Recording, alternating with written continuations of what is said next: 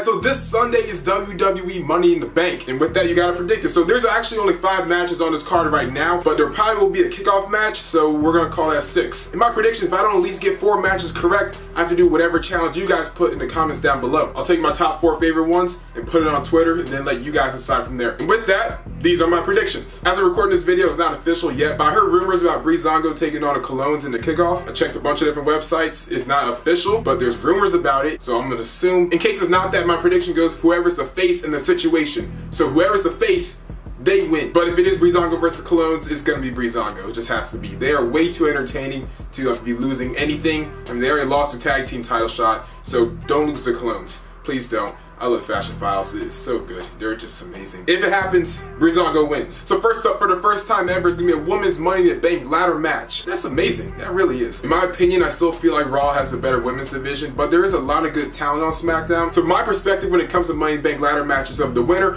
I say it should be someone that if we were gonna make you into a main event star, we really have no avenue to how we're really gonna put you in the main event. So we put the briefcase on you, you can kind of insert yourself in the main event. So I see it as whoever needs to be in the main event but isn't in the main event needs to get the briefcase so they can be in the main event. Think about other winners like Jack Swagger or something. Like, there is no way you could smoothly put that guy in the main event. It just wasn't really gonna work like that. So the betting odds have Carmella winning. My pick is Carmella. I'm also gonna pick Natalya. She's Charlotte. She can get a title shot whenever she wants. Becky can slowly get her way back into the title scene. Tamina is there. Then you have Carmella, someone who's actually pretty high on Vince's list, or like Backstage's list on being like one of the top women. But is there really a smooth way you can really put her in the main event? People really aren't that receptive to Carmella like that. They can just give her a title shot opportunity and people be behind her. If you put the briefcase on her, there's no way you can let the fans kind of gauge her into the main event. She's just gonna be thrown into it. And when I say main event, I mean title shot, not actual main event. But reason for Natalya is, what has she really done since being in like the WWE in general? Like, she had that one Divas title reign, but it was really not that good. This might be WWE's way of like giving something to Natalya, like some sort of respect for being like the veteran of the locker room. That way she can look back and have a highlight of her career that actually stood out and really meant something in women's wrestling. Also, if you give that briefcase to Carmella, I want James Ellsworth to be just like Batista was to Brother Devon. Just like one episode of SmackDown, he comes out in like the ripped up suit, he has like the sleeves cut off,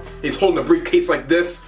Oh, that's gonna be awesome. My prediction goes Carmella, but I actually rather see Natalya. Next up for the SmackDown Live Women's Championship is gonna be Naomi defending the title against Lana. I think we can all pretty much say Naomi's gonna win. I don't see them actually giving it to Lana. If they do, then you kind of just downgrade your entire women's division, because you have people like Charlotte and Becky and like Natalya, and you put it on Lana, who's had 1 main roster match and she was in it for about 2, maybe 3 minutes. Now, of course, she's been down to NXT doing her thing, but all credit to Lana. You know, we have all these other women that put in a lot more work and have a lot more experience. Do not give it to Lana. Now, obviously down the road, they're gonna give that belt to Lana, but like, let her get some exposure, let her get some more experience on the main roster. I don't even know why I really need to talk about this. I mean, Naomi's just gonna win. I'm just interested to see what Lana does in the ring. At WrestleMania, Naomi beat the entire locker room, and then she loses it to someone who's had a hot 2 minutes on the main roster. Next up for the SmackDown Live Tag Team Championships is gonna be the Usos defending against the New Day. Usos and New Day are literally my 2 favorite tag teams right now, so like, this is actually really difficult because I don't want either one of these guys to really lose. My prediction is gonna go New Day, mainly because I feel like WWE really wants to elevate their SmackDown Live tag team titles. If you put on New Day, for one, it's gonna make the tag team division kind of turn up to a new level because it's a New Day. As of right now, they are a legendary tag team. They are the longest reigning tag team champions of all time. So when the champions of your division is the longest reigning tag team champions of all time, then yeah, it's gonna make your division feel a little more special. Back to the Usos. The Usos, they've been killing it. They completely changed up how they wrestle in the ring. They're like very brutal, and they're probably not, but it looks like they're really stiff and like it looks cool. And then the promos have just been amazing. If you want your tag team titles to be elevated to the next level,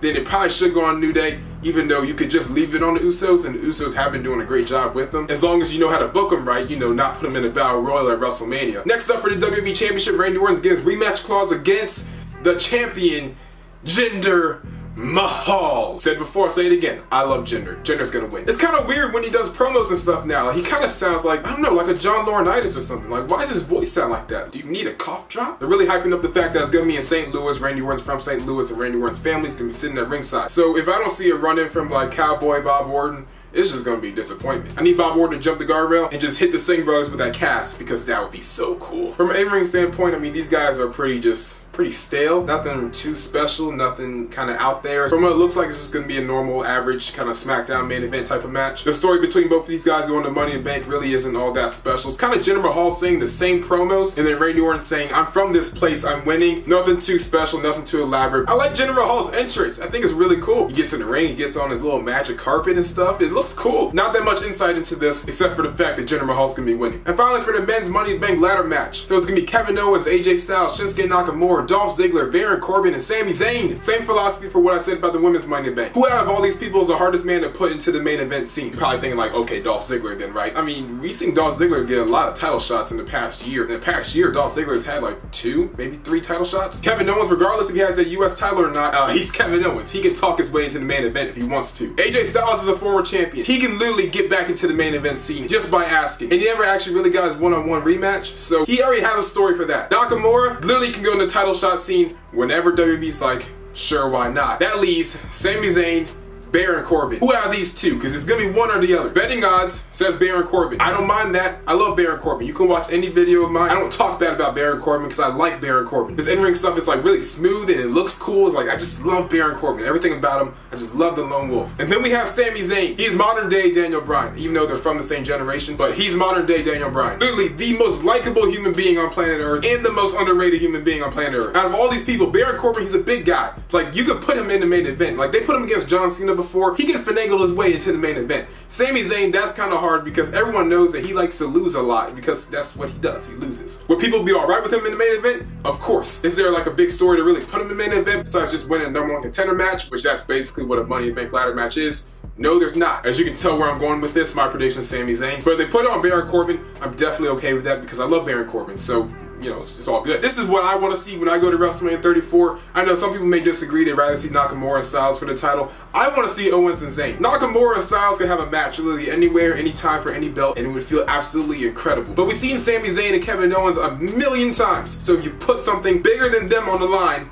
it's gonna be great. I just really want to see Owens and Zayn for the title at WrestleMania. It's just gonna be great. I just really want to see Owens and Zayn for that title. So in the comments down below, for one, give me a challenge in case I don't get the majority of my predictions right. Again, I will literally do whatever. Just not like politics or something. Like, this is a wrestling channel. I don't want to talk about politics. I'm gonna take the top 4, I'm gonna put it on Twitter, then let you guys decide from there. And also in the comments down below, tell me, who do you think is gonna win in Money in the Bank? Do you think it's gonna be Talia? Do you think it's gonna be Baron Corbin? Do you think it's gonna be Dolph Ziggler? Do you think it's gonna be Nakamura? Do you think the Usos are gonna keep the belts? Do you think Mahal's gonna keep this belt? You think Randy Orton's gonna win the belt? You think, I don't know, the Colognes will beat Breezango? That's actually a thing. So tell me in the comments down below, challenge and predictions. Thank you guys for watching the video. Hope you really enjoyed. Make sure to like, comment, share, and always subscribe. And we